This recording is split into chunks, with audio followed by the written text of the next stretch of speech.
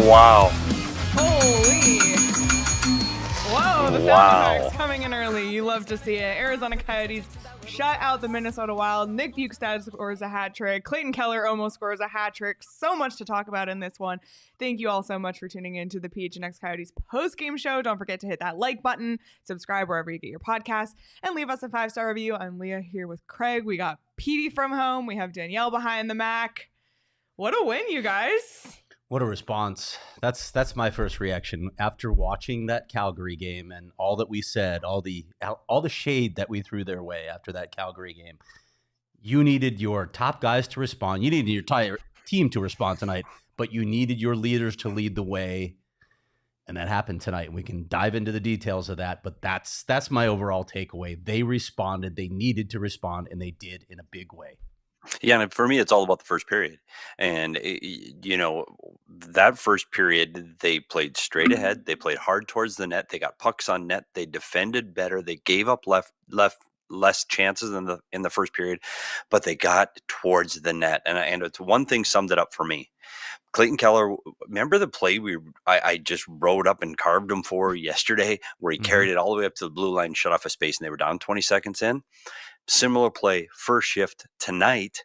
Instead of coming up to the point, he brought the puck to the middle of the ice and he shot the puck towards the net. Granted, did not create a scoring chance. It didn't, but his thought process was getting the puck toward the net. And right then I know, okay, tonight's different. And everybody, their feet were on their toes and they're moving forward. The only thing, and I'll get this out of the way right now, because I am going to be a little bit negative, put my coach's hat on. I wouldn't be happy with the last 30 minutes of that game. I thought there were too many turnovers. I thought the defensive zone breakdowns were there, and they relied way too heavily on their goaltender in the last 30 minutes. Having said that, they were up 5-0 at the time, and it's a lot easier to do that when you're up 5-0. It's hard to keep your foot on the gas when you're already through the finish line. So, by the way, I just made that up just now. I kind of liked it. So I think that there will be some things that the coaches will say as this team prepares for Calgary. But the first period was fantastic. They did everything right. The first period was glorious, and they got to the net. And hopefully, the most important thing is they need to carry that over to the next game on Monday. Amen. They need to win that Tuesday. game, Petey. They have to win that game in Calgary. It's not okay to have this one. You got to beat Calgary after what they did to you in your own building and because of the situation in the West.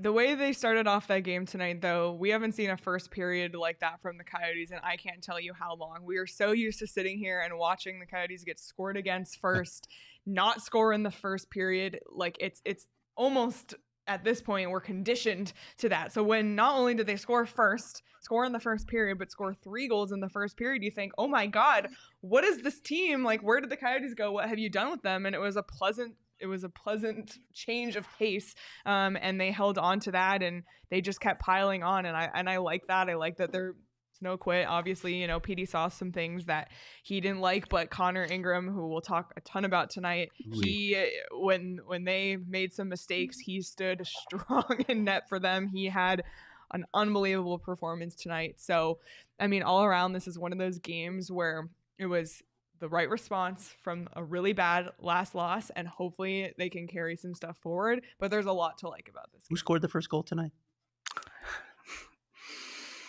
Petey. Alex Kerfoot. That's right. Did we have some content on Alex Kerfoot? Is there a bump? I think someone wrote a story. I think someone wrote a story. You call it the Morgan.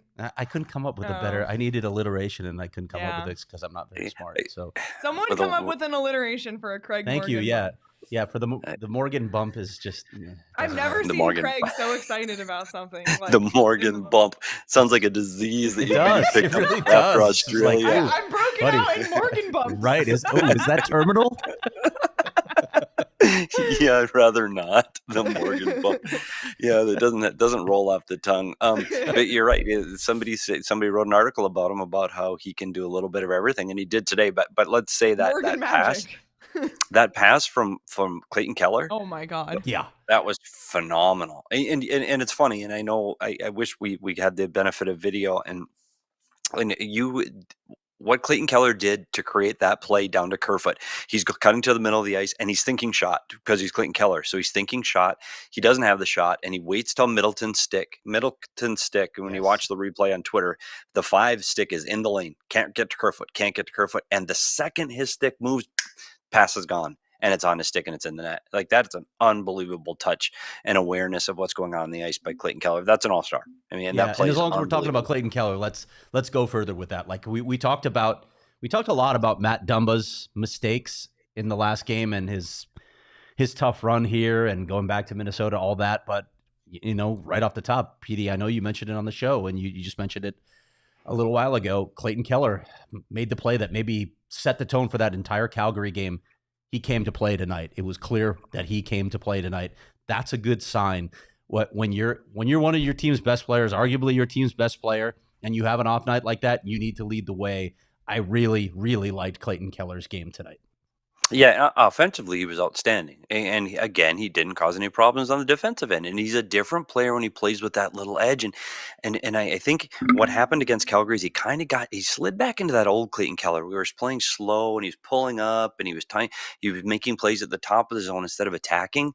Today he was attacking and he looked fantastic. He was on his toes. He was skating well. He's moving the puck extremely well. The breakaway's an unbelievable move. And you look at his numbers tonight, 2 goals, 1 assist, 3 points. He's +2. And more importantly, 6 shots on goal attempts, 6 attempts, 3 on goal. So yeah, there were so many candidates for the top player in the game tonight and Keller's one of them.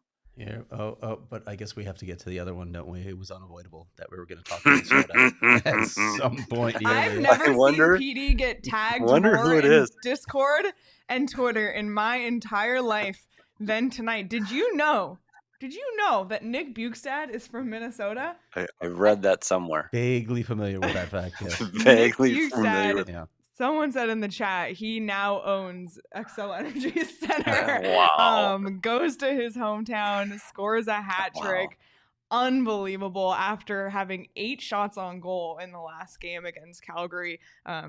3 of them finally, to quote Tyson Nash, found the back of the net. And Nick Bjugstad, what a performance in his home state. Hey, and you know what he again leads the team tonight with 7 shots on goal. And what he did tonight is what this team needs to do. He drives the blue paint. He goes to the net hard. Like that one just goes up. The one the Kraus pass goes through the crease, just hits him. Just hits his stick. He plays the game the right way. Maybe he might not be the fastest guy. I'm sorry, I'll say it, but boy, does he play the game the right way. Both ends of the ice, he plays it aggressively. He plays it fair. He stands up for his teammates. This was a really good homecoming for Nick Bjugstad, and you could see the relief and the joy and happiness on his face when he got the hat trick. I mean, he's still like a little kid. And that's exciting to see someone be able to do that. And I'm sure he had friends and family in the building. I was thrilled for him because going back to the rink, where you, first of all, you watch games played and your family's there. It can be stressful in a high pressure situation. He answered the bell. He was absolutely outstanding. And now, just like I said before, he needs to carry it forward. That's 2 good games where he's putting numbers and shots on net. Continue to play the same way. It's a huge night for Nick Bjugstad, the Minnesota native. Oh my goodness. Well, let's take a look at the numbers presented by Desert Financial Credit Union, Arizona's #1 credit union. I like that place. Named by Forbes. Yeah, Craig loves it. Shots on goal. Minnesota ended up outshooting the Coyotes 38-33. Again, just speaks to Connor Ingram's performance, which we'll get to. Coyotes power play really found success tonight. 2 for 3 on the power play. That Kerfoot goal and one of the Bjugstad goals, both on the power play. Minnesota, on the other hand, 0 for 3. By the way, saw some penalty kill time. Gunther and Cooley both time on the PK tonight, which is interesting. Mm-hmm. Minnesota had 73 shot attempts and the Coyotes had 53 shot attempts tonight, but just in all other areas of the game, the ones that you can't put down on paper, the Coyotes dominated it. Yeah, I don't know when we're going to get to Connor Ingram, but I know Petey had a scouting report on this. I was curious how they performed according to Petey's scouting report, but we should probably talk about Connor Ingram a little bit right now because he kind of got swept under the rug in this game because well, Nick Bjugstad is from Minnesota. That's why he got swept under the rug. That's a fair point. Clayton Keller also scored 2 goals tonight, but Connor Ingram, 38 saves. What was that? I don't know. Randomly had an accent. Random Eastern European accent by Craig Clayton Morgan. Keller. In Morgan after dark. Buddy, we talked about this in the last game against Calgary. I was surprised Connor Ingram didn't start that game after his performance against Boston, in which he had some absurd saves. What do you think now? They got to ride him, don't they? Have to. If First of all, I agree with you. The Boston Bruin, he was the better goaltender. You see how Veggie started that game off. Hey, Veggie had a little hot streak there. The better goaltender for this entire season has been Connor Ingram, period. Yeah. And his calmness tonight, the Coyotes win the first period. And I think that's what put them over the edge tonight. It was 3-0 after 1. But I tell you what, if you just watch the second and the third period, this is the Connor Ingram show. He made 30 saves in 2 periods, and they were phenomenal saves. They were and again, sorry, I hit the mic there, but again, he is just so calm, and it never looked like, oh my gosh, he's out of place. It never looked like, oh my gosh, we're in trouble. It's just like, I got this. It's almost like he's playing against kids. It's like, oh, I got it. Like, I don't know if he breaks a sweat. Like, his calmness in the net just sparks his teammates. He has to play. I mean, there is no doubt after a shutout performance like that, and you look at the previous game he played against Boston where he was lights out, he has to play against Calgary. Like, there's just zero question. It's a must win too, so as we said, but go ahead. Connor Ingram, now the NHL leader in shutouts, ahead of who? Demko, Tristan Jarry. What? Connor Ingram, 5 shutouts this season. And by the way, the All-Star, right? Thank you, Flo in Discord, for deleting your message, because that's the reason why he got this done. Stops all 38 shots on goal tonight. Just an unreal performance from Connor Ingram, who deserves his flowers. And we'll talk later in the show about the All-Star situation. Save that for later. But Connor Ingram was a huge reason why not only the Coyotes won this game, but won it by the margin that they did, for sure. Yeah. Well, Petey, let's take a look at your scouting report and see, as Craig mentioned, let's see how the Coyotes did. Well, and I know it was a little tongue-in-cheek here, the good start, because it's been so bad. The first periods have been horrific for this team, and they were 20 seconds in before they behind and literally lost the game in the first 8 minutes against Calgary. This game was completely opposite, and you saw what an effort they had in the first period. They outshot them, they outscored them, they were just better, and everything went towards the net. Clearly, they got that one right. No turnovers. I'd love to say they nailed that one. They nailed it for about 30 minutes. And then you saw some of the weaknesses come back into the game. Having said that, you have a 5-goal lead and those mistakes creep in. And you know what? You look at Clayton Keller, who led this team. He still only had 15 minutes ice time. So they didn't play those players all the time. So I'm giving that an even and score off the rush. But buddy, like, I don't know if you saw a guy named Nick Bjugstad, Minnesota native, off the rush, and Clayton Keller off the rush. This is what happens to a team that's depleted with their 2 best defensive defensemen. And it's more than them being out of the lineup for Minnesota. They were in complete disarray. But that point was more about them missing their 2 top defensemen. And clearly the Coyotes checked that one off the box. And Leah, when you get 2 out of 3, it's like 2.5, isn't it? It's a Coyotes It's 2.5. It's 2.5, and I think that first period was mistake free. I think that those mistakes crept in later, and I can't really say that they were, they had of any consequence because of the way Ingram was playing, but it was much better. They just did things right tonight against a really bad hockey team. And this Minnesota hockey team is an absolute mess. You know what? The only thing that isn't a mess for the Minnesota Wild hockey team right now is those sweaters. I tell you, as a kid growing up in northern Minnesota, I saw the number 7, Brock Faber. Brock Faber raised the roof for those listening on audio. I love the North Stars jerseys. I'm so happy. Brock Faber and that number 7, if he didn't look like Neil Broughton round in the net, I don't know. And then, Marc-Andre Fleury's mask is the old Gilles Meloche mask from when it was the first one that had the cage built into the fiberglass. And you're like, oh my God, that's the coolest thing I've ever seen. Love them. Go back to them full time. I'm all on board. Only thing the Minnesota Wild did right tonight is their sweaters. Completely agree. And I was like, as long as we're going down memory lane, I was seeing the full team brawl between the North Stars and the Blackhawks, in which the goalies fought, and Denny Savard fought Dino Ciccarelli. That was a memory I had tonight. That's great. I miss that old black and blue Norris division. I miss The it. chat. So Nick and Amanda don't like the jerseys. Oh, I love those jerseys. They don't like the Wild jerseys. Maybe they didn't have that fond memories of growing up in the cold Minnesota winters. Yeah, probably not. You know what else went right for the Coyotes tonight? They got a video call right. In fact, Hunter Cherney is 4-0 on video recalls this reviews this season. Which makes me wonder, is this the best single season performance by a video coach in Coyotes history? I don't know. And very well, maybe. I will say this though. That's a good call. It's a really good goaltender interference calls are difficult to make, and there's a lot of pressure. I liked that call. I thought that was an easier one to make. The one surprised me, Hunter. Great job, but I'm surprised Minnesota Wild didn't challenge that one where the stick got caught up in Bjugstad's foot. I am surprised because it happened when he moved across the crease and it got caught up in a stick and that created the goal. I'm going to check in with their video guy tomorrow. I'll let that one sink in, and I'll check in with the Minnesota's video guy and see what the thought was there. But I thought that could have been a call. So Hunter Cherney now 4-4 and 4-0. Oof, I don't know. Yep. I don't know if I ever went clean through a whole season. I don't think I did. I know. In fact, I asked Coyotes Media Relations if they ever had an undefeated season on video reviews, and they're looking into it, Petey. So I'll let you know. Petey, they're digging They up shouldn't your look into it. past. They shouldn't look into it. I think those records don't exist. They left them in Glendale Arena. They don't exist. Didn't happen.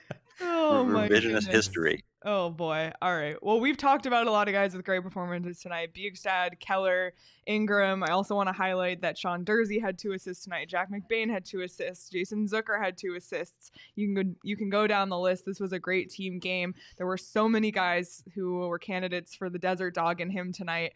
Sincerely, it went back and forth, but this is one where No, it didn't.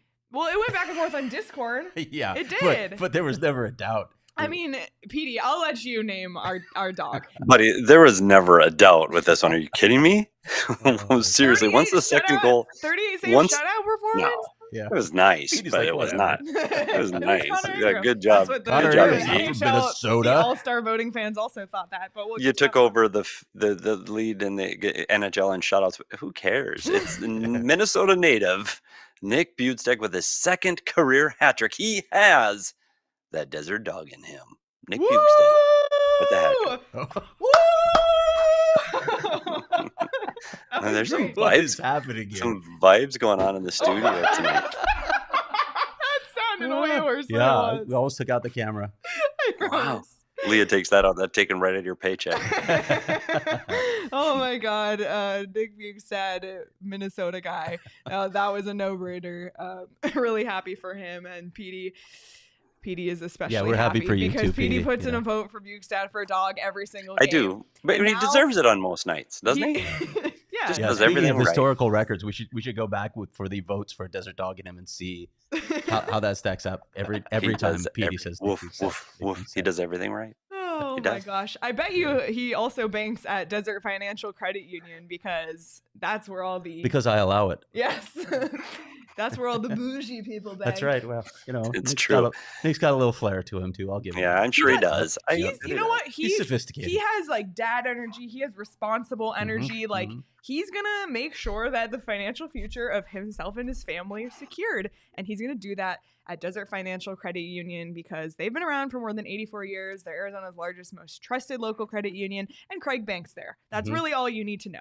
So right now, when All you the best people do, actually. I'm sure they do. Yeah. Right now, when you open a free checking account online, you can get $200 in bonuses. So that's pretty much a no-brainer. Get started by visiting desertfinancial.com/200. If you show my ID, you get some special deals. I don't want to reveal them on the show, though. Okay. And once you put all your money in the bank, you need to go grab yourself some beer. And I hope Four Peaks sponsors the Coyotes.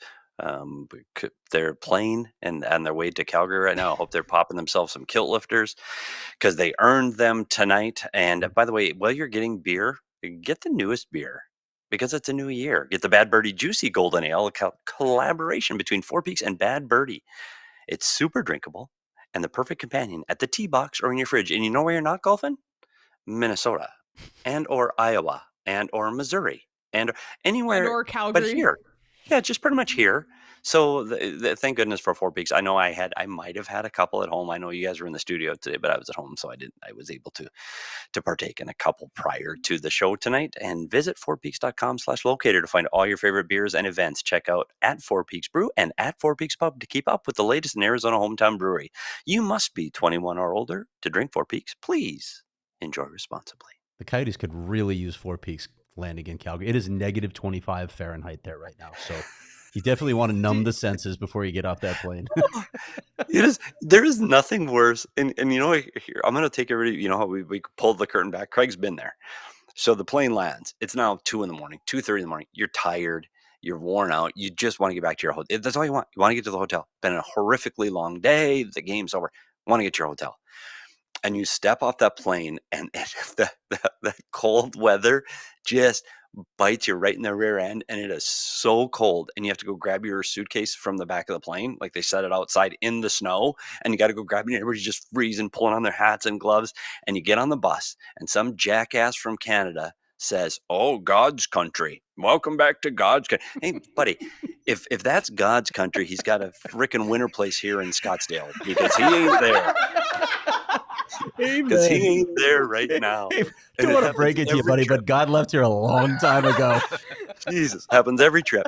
Every trip, some guy, doesn't have a jacket on, no gloves or hat. Oh, this is great. No, bullshit. You know what else? Like, I don't want to complain about being a media member because we're the last in the pecking order, as we should be, right? But you're waiting for your bag. You got to wait for all the coaches, the players. Pretty much everybody else gets their bags before you get your bags and get on the media shuttle, which is always just a little bit farther than the player shuttle. Away.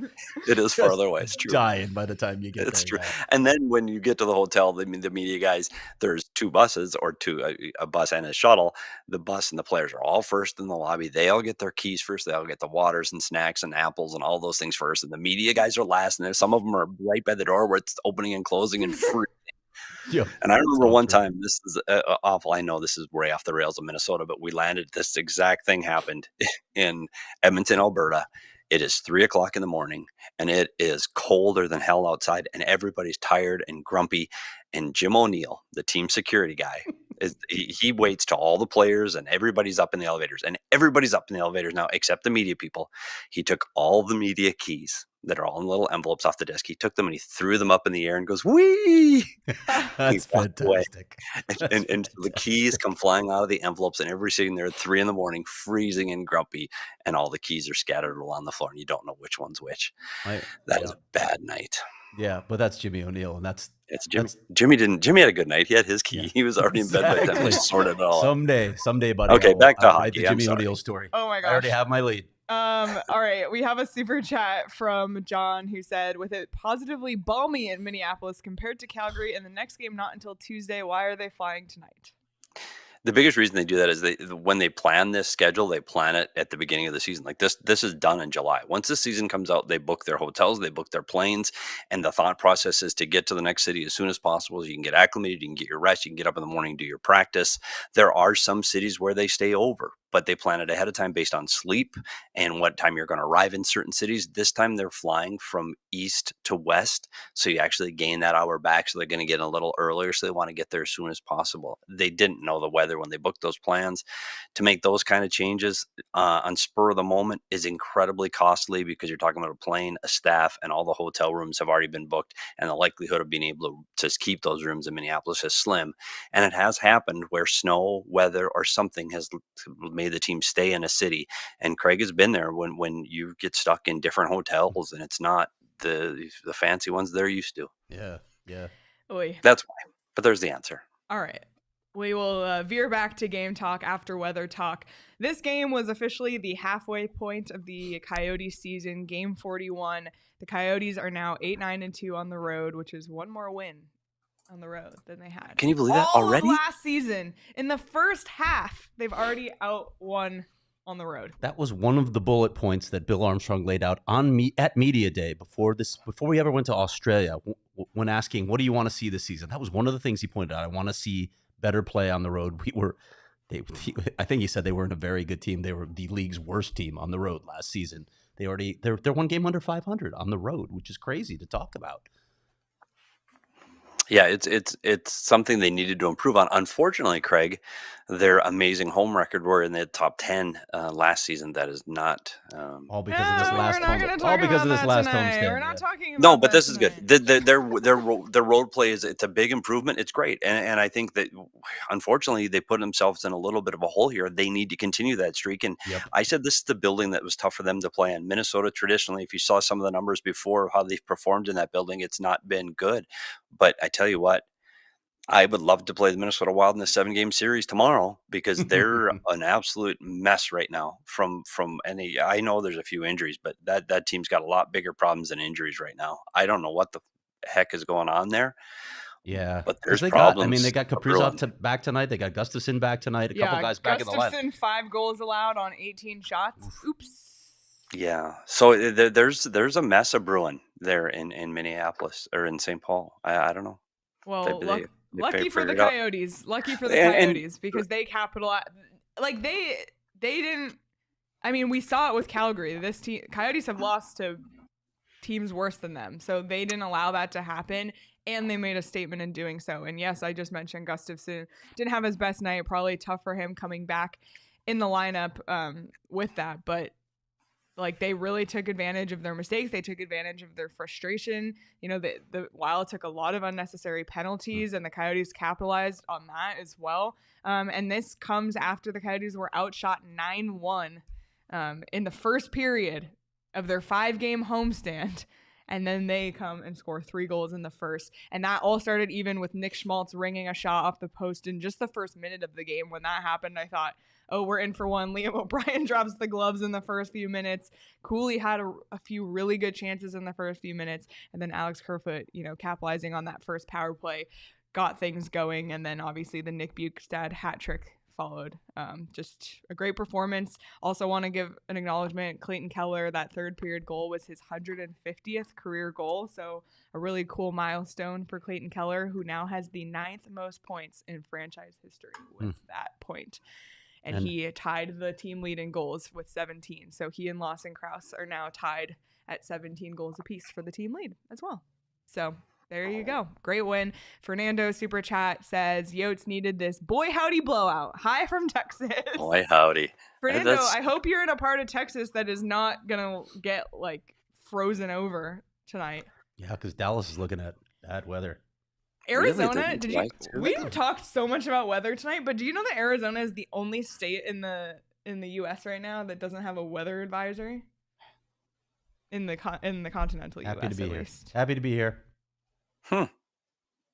It's brutal right now. The temperatures are just crazy everywhere. Leah's Happy to be living in But Arizona. you know what happens? We've been complaining about the cold here. I'm not. I love it. I love being But cozy. It's not. we're talking about cold. When Nick Bjugstad goes to Minnesota, Nick Bjugstad doesn't get cold. The cold gets Nick Bjugstad. Oh my God. Here we go. It's like Chuck Norris jokes, Nick Bjugstad edition. Okay, I want to talk about Speechless. Craig is speechless, which is incredibly rare, by the way. I want to talk about the lineup changes tonight. We saw the Coyotes go with 11-7.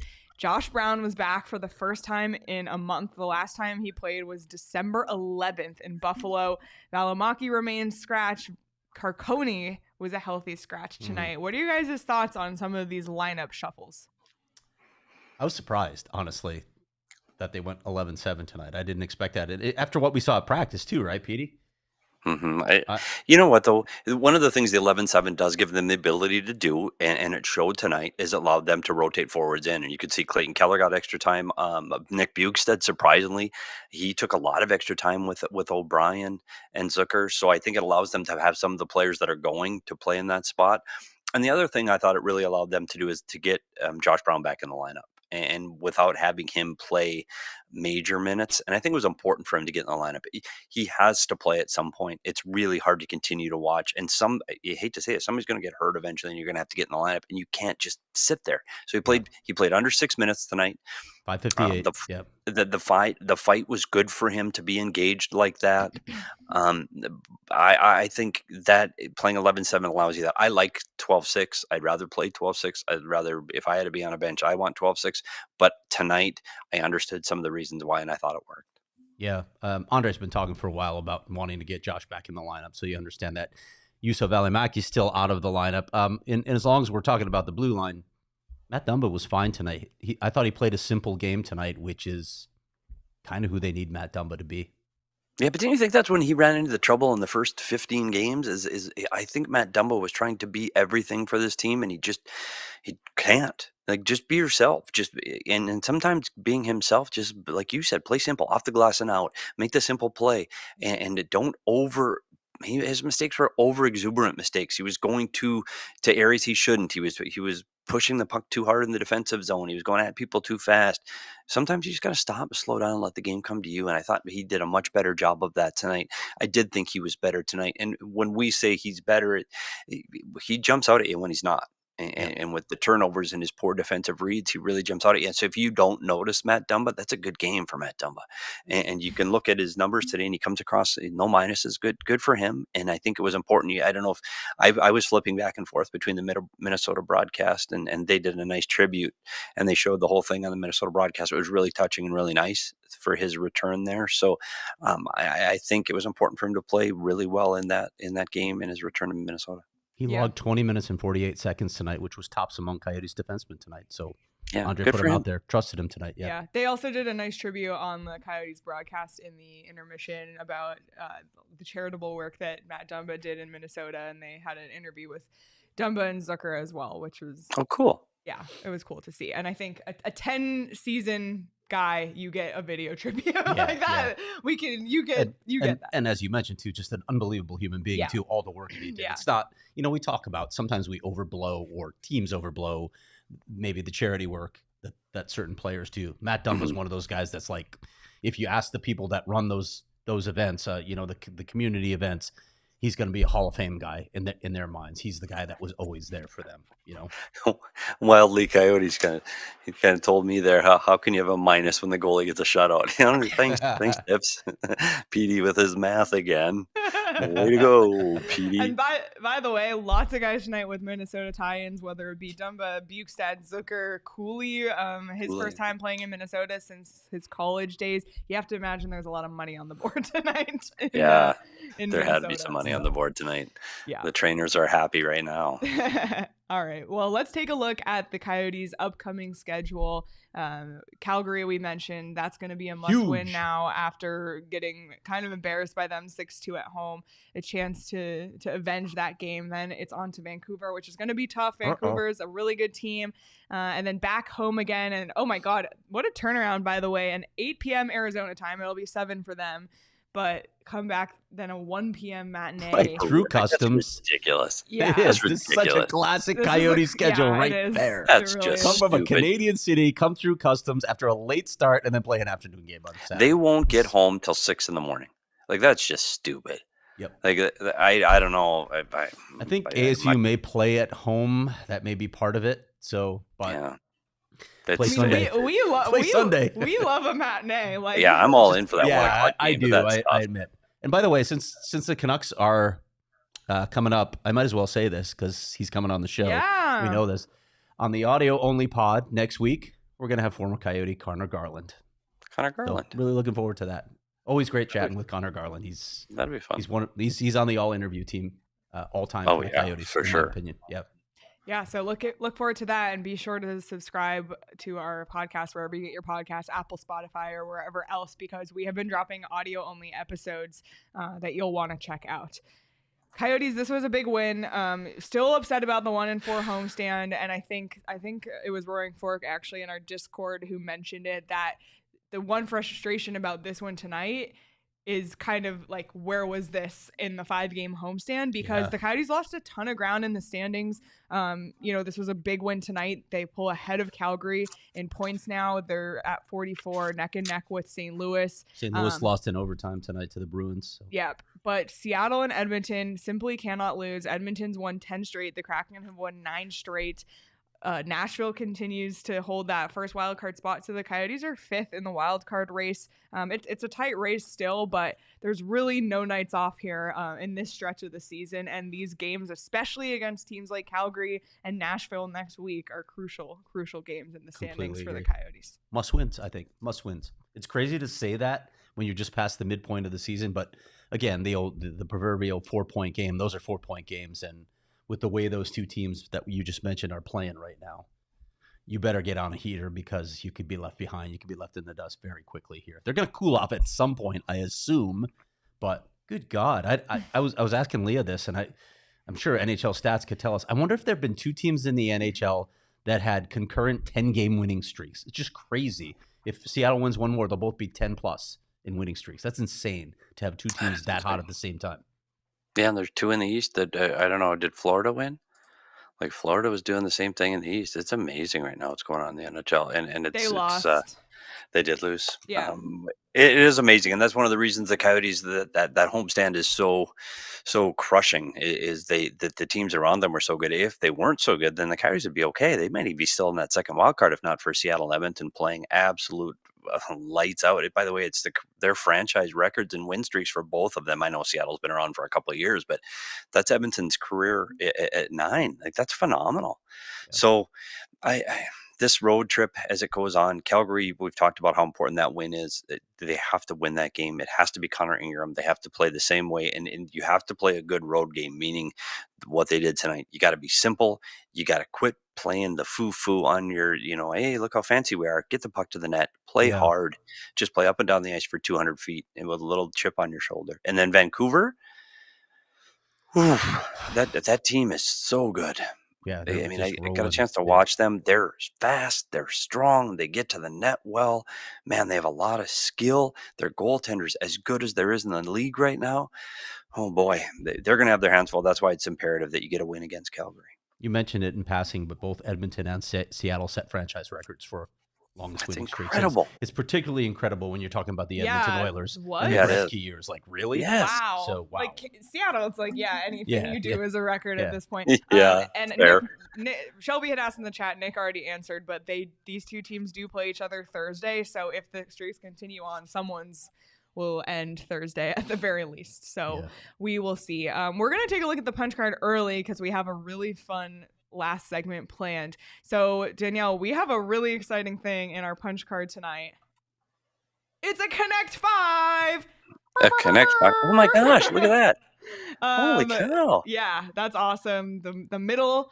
Hey, I like that it's straight down the middle too for symmetry, and also straight down the middle on the middle win, the 41st game, halfway through the punch card officially.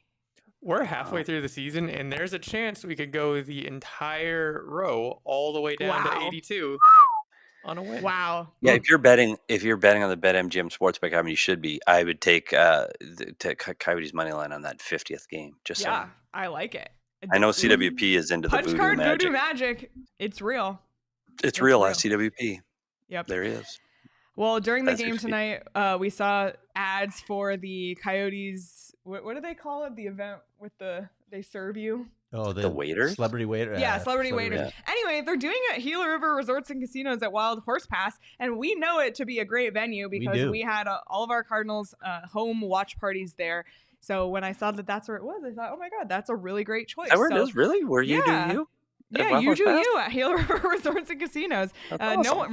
No one does it better with the casinos, with the restaurants, the sports book, all of it. It's just, they're all unbelievable. They have locations all over the valley. And if you're looking for a little staycation, check it out. It's so much fun, and it's really state of the art as well, especially the Wild Horse Pass. It's just a great location. So you do you at Gila River Resorts and Casinos. Visit playatgila.com for more details. And that's why, Leah, you say staycation? Like, buddy, there's nowhere in the United States of America. Leah just said it. You can't go anywhere in the United States of America. So just go where you can do you. Like, just go to the Wild Horse Pass. Stay here, for God's sakes. I feel like we need to go to the celebrity waiters thing at some point. We probably can't afford the plates. But you know what we could do? Buy one ticket. And then, like, we rotate, like, going into the bathroom, and then just hand each other the ticket. I love it. Or just have a mask. We could all have the same mask. Yeah, and just hand a ticket. And or dress as the magician. I wonder if we let him borrow his to do that. Well, I wonder if he's available that night. It sounds like a Seinfeld episode. The three of us trying to get into the waiters event. I would love to go there and complain about the service. Especially your servers, O'Brien. If you could pick a single player to have as your waiter so you could complain about the service, who would it be? Yeah, it would be O'Brien. I'd like to, just to see how you. And then I'd give you the ticket. Yeah, and then give you the ticket. What did you say about me? It wasn't me. It was the other guy in the mask. I'm choosing Lawson Krause because he's so nice, so it would just be really funny. I'm choosing Connor Ingram. Oh, yeah, that's a good one. I'd have barbs coming my way. It's okay. Just check on Veggie's cat for me. It's okay. I wish you would have taken the over in today's game on the BetMGM Sportsbook app, because it absolutely would have. And you should have taken the Chiefs in the freezing ice cold bowl on your BetMGM Sportsbook app. By the way, I tell you what, that quarterback was still on fire. And there's a lot more NFL football playoffs ahead, and there's a lot more hockey ahead in basketball playoffs. Geez, they're not that far away either, and those Suns are completely on fire. So make sure you sign up for the BetMGM Sportsbook app. Use the bonus code PHNX. Place your first BetMGM Sportsbook wager through that mobile app. For at least $5, you receive $158 instantly and an additional winnings regardless of your wager's outcome. Check the show notes for full details. And now, listen to Shane talk about the disclaimer. Gambling problem? Call 1-800-GAMBLER. Colorado, D.C., Illinois, Indiana, Kansas, Louisiana, Maryland, Mississippi, New Jersey, Nevada, Ohio, Pennsylvania, Tennessee, Virginia, West Virginia, Wyoming. Call 877-8-HOPE-NY or text HOPE-NY 467-369 New York. Call 1-800-327-5050 Massachusetts. 21 plus to wager. Please gamble responsibly. Call 1-800-NEXT-STEP Arizona. 1-800-BETS-OFF Iowa. 1-800-270-7117 for confidential help Michigan. 1-800-981-0023 Puerto Rico in partnership with Kansas Crossing Casino and Hotel. Visit BetMGM.com for terms and conditions. U.S. promotional offers not available in D.C., New York, or Ontario. Speaking of Connor Ingram, listen, NHL fans. So let's just say Colorado fans. Colorado fans, Vancouver That's just fans. stupid. So the fan votes were announced today. Danielle, can we take a look at who was voted in by the fans for the All-Star game? So you have Jeremy Swayman, Alexander Georgiev, we'll get to him. Wait, what? Cale Makar, Leon Draisaitl, Sergei Bobrovsky, Mitch Marner, William Nylander, Morgan Riley. It's in Toronto. I get it. And then the whole city of Vancouver voted. Brock Besser, Thatcher Demko, JT Miller, Elias Pettersson, and they're all deserving. They are actually. Yeah, that's fine. Okay, fine. Look at this list. Which person on this list? One of these things is not like the other. And what you is get that? me, Petey. You get me. I know it is a Sesame Street thing, and the Alexander Georgiev, huh? Like what? What? There's no way is he an All-Star. Period. Like, They spelled period. Connor Ingram wrong. It is so horrific. You talk about Ingram has 5 shutouts. You know how many Georgiev has? Yeah, you guessed it, 0. You want to talk about save percentage? Connor Ingram is 11th in the National Hockey League with all goalies playing more than 15 games, and that includes Aiden Hill, who hasn't played in 2.5 months. He's 11th. Do you know where Georgiev is? 36th. You want to talk about goals against average? Connor Ingram in the entire league, in all goalies that have played 15 games, Connor Ingram's 13th. You know where Georgiev is? 37th. It is literally not even close. Plus, by the way, if you looked, Georgiev plays for the Colorado Avalanche, which is a little bit better defensively than the Arizona Coyotes. This is just, I know the fan vote's a joke. I get it, and it shouldn't matter for anything. But honestly, if you're going to, like, I get it, but vote for a good, even the Vancouver Canuck players that are all in, they legitimately, Thatcher Demko, phenomenal. JT Miller's having one of his best years ever. Elias Pettersson has changed from a year where he was average last year to being lights out. Yep. Georgiev doesn't belong. No. And what do you do about it? I get wanting to have fan engagement. I do. I like having them part of the process, but having them select who's in the All-Star game, it's stupid. First of all, it's going to be biased toward larger markets or better teams anyway. That's how it always works. So you're not going to have a true representation of All-Stars. Secondly, a lot of them are just not well informed. So what are we doing here? There's got to be a way to tweak this where you can still involve fans in something, but don't let them decide who's going to be in the game because of popularity or not when it's this many, Craig. In the ballots. It's stupid. Not when it's this many. Like, it shouldn't be this many players. Like, it should be the fans get to pick one. You get to pick one. One in the East, one in the West, or whatever. One from each conference. I like that. One from each division. That's great. Yep. One from each division. And then I think we could all live with that. One from each. But to have this? But you even look at who was left. Like, if you wanted to do divisionally, you look at the Central and you look at the Central Division goalies. And I'm sorry, it's not Georgiev. It's Nope. Ingram. And a stat you didn't mention is he's top 10 in goals saved above expected on every list out there. Yeah. And I'm sure that went up even more after tonight. Georgiev is 21st on that list. This was all heading into tonight, of course. But that's just another stat that I know Craig likes. It's just like on the one hand, Connor Ingram is now going to get rest in the All-Star break, and that's great. But he deserves to be an NHL All-Star. And I'm sure that if you know Connor Ingram, you know his story. I don't know. I just feel like his play this season, he absolutely deserves to be an All-Star. And if you're going to have a goaltender representative from either the Central or the West, Connor Ingram is the best remaining goalie that was not voted into the All-Star game by either the National Hockey League or NHL fans. And listen, I get it. It's Arizona. You look at the list of markets that were voted in. It was Toronto, Boston, Vancouver, Edmonton, and Colorado. So it's like, no, there's no Columbus Blue Jackets or Florida Panthers on that list. I get it. This isn't the only fan base that's unhappy. I mean, trust me. Like, no, they're all unhappy. Like they're all slighted. Yeah, like you said, Leah, they're all slighted. This is just clearly nonsensical for a nonsensical game, and I shouldn't even fire up because I really don't care, and I probably won't watch. I won't. But the one thing that I did find interesting on Shelby in Shelby Grimes, wait, I can't see it. That's too far away from me. But Shelby's comment is let the players decide. The players should have a vote. Who's the best player? You want to know who the best player is? Ask the freaking players. So I did get upset because I do think Connor Ingram deserves it, period. And I don't care.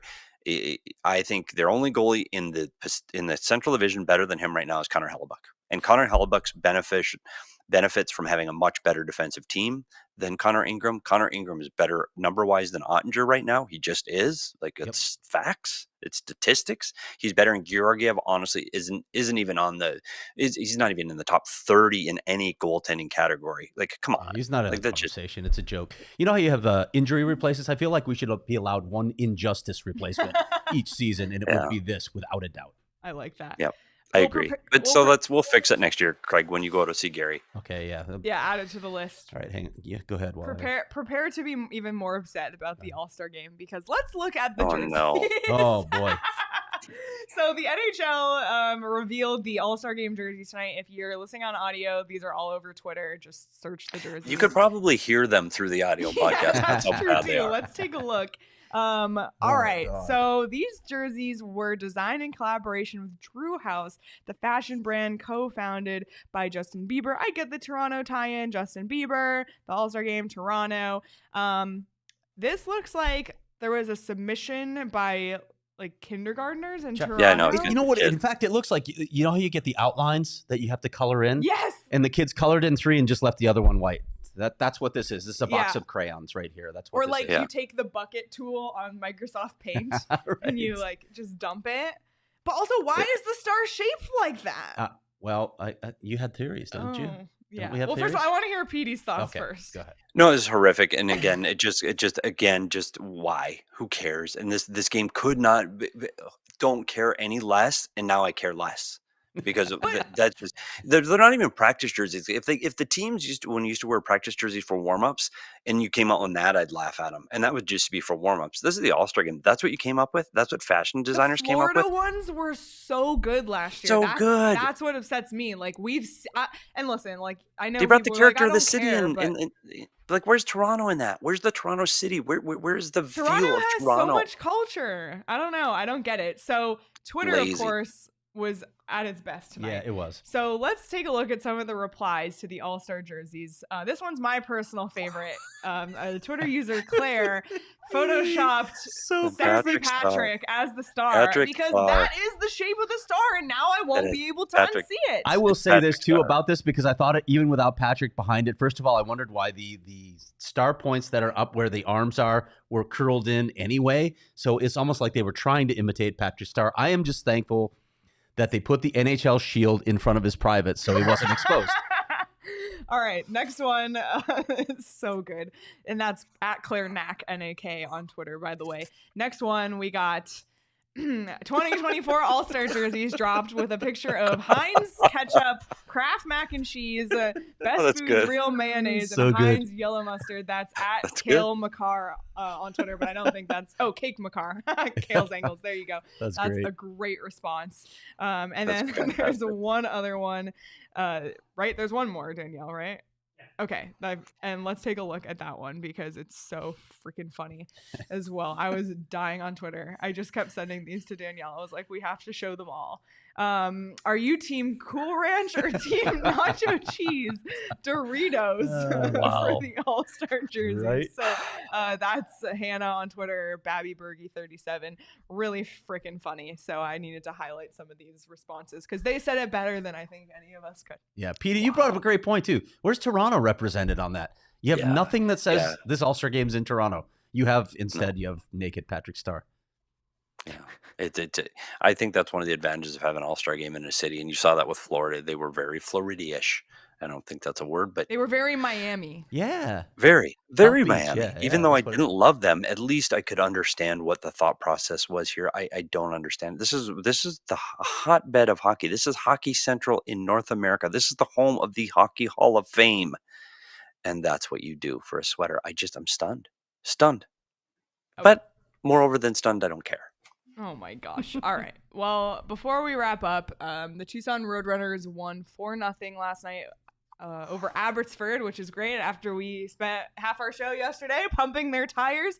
They are currently down 3-1 to Abbotsford with 7 minutes left in the second period. Ruh-roh. Akuratu has a goal, Akuratu. assisted by Max Zuba. So it's just an all-time scoring push. But I want to remind everybody, we mentioned the audio-only episodes. PD did a in-depth catch-up with Tucson Roadrunners head coach Steve Potvin, who gave really thoughtful answers on Dylan Gunther, Josh Stone, the state of the team, Carconi, Michelli, Yotes, Soderstrom. So if you haven't given that a listen yet, I highly, highly recommend checking that out. Again, wherever you get your podcasts, it's an audio-only episode. So check that out. Yeah, just don't do what Coach Steve Potvin did and Yeah. drive while you're talking, and You can listen to the podcast in your car, but Although we've suggested that maybe it was a fake background and he actually wasn't Yeah, eating. So just to look bougie. Maybe Connor Garland can sit still while he actually records his next week. Let's hope. oh man, we'll have to report back. But Craig, what do you have coming at gophnx.com? sometime tomorrow I'll have the midseason report on the Coyotes, which might have just a slightly better tinge tomorrow than it was going to have after that Calgary. Good thing the Calgary game wasn't game 41, but you can't get too high, get too low, right, Petey? That's what they say. Yeah. Yeah, and that's why it's funny, and I will say that when you bring that up too high, too low, and in the midseason report, there's a lot of things that are going to go into that. There's a lot of, I know it ends on a high note with this big win, but I'm telling you, the coaches are sitting on the plane tonight, and they're not as happy as you think they are. I went in there and I thought, gosh, you want to get your pom poms out and be really happy at the win, but there were so many mistakes, and so they relied on their goaltender way too much in the second half of this game, and so there's still going to be that. I wish we could have talked to Bear after the game, but I'm curious to see what his comments are when they release those comments from tonight, because I think there's a lot that they're going to look at tomorrow. They don't play till Tuesday now, so they're going to look at those and go, gosh, we need to improve in some of these areas. I just know that they're going to. Yep, I do have a prospect report coming later in the week as well.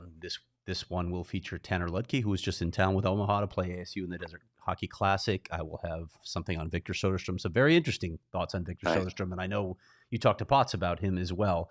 And then I'll look at Melker Thielen in goal. Oh, just Clay come Adams. back from the World Clay Adams Juniors. was over there to watch him, just got called up to the SHL and played his first Oh, game. He's wow. literally played at all three levels of Swedish hockey Wow. this season. And he got a which- silver medal this year. That's nice. Yeah. That's So awesome. Cool. And that is for diehards only, of course. So become a diehard so you can read the prospect report, so you can read the mailbag, so you get access to our Discord. Craig and I did a live Q&A in the first period, which I think might have been the thing that turned the tide for the probably. Coyotes tonight. I think it was. That's why the first period was so good. Yes, we now have a whole thread in Discord about coffee recommendations in the Valley. So a lot of good stuff came out of tonight's game, but a ton of great reasons to become a diehard as well, such as 20% off on merch. You can grab the sweaters that Petey and Craig are wearing right now, Arizona versus everybody, the PHNX hoodie, as well as a ton of shirts and hats on the website. So check it out, phnxlocker.com, and become a diehard today. So many great reasons to become a diehard. All right, we'll wrap it up here, but I'll let Petey give his final thoughts on this game because that's the Petey way. I think the first period was outstanding, and they need to continue that way. They have to have a good start in Calgary. And when you're watching this game, it's the first 10 minutes because you saw Calgary to just demolish this team in the first 10 minutes in the last game. They need to hang on and get through that first period tied or better. And the other thing we didn't talk about a lot tonight is their power play. Their power play goes for 2 for 3 tonight. I think their puck movement was better. I thought Durzi looked outstanding at the top of the power play, and it's really important that they get hot during this road trip. So 2 for 3 on the power play and a great first period. Looking forward to the next game on Tuesday. Yep.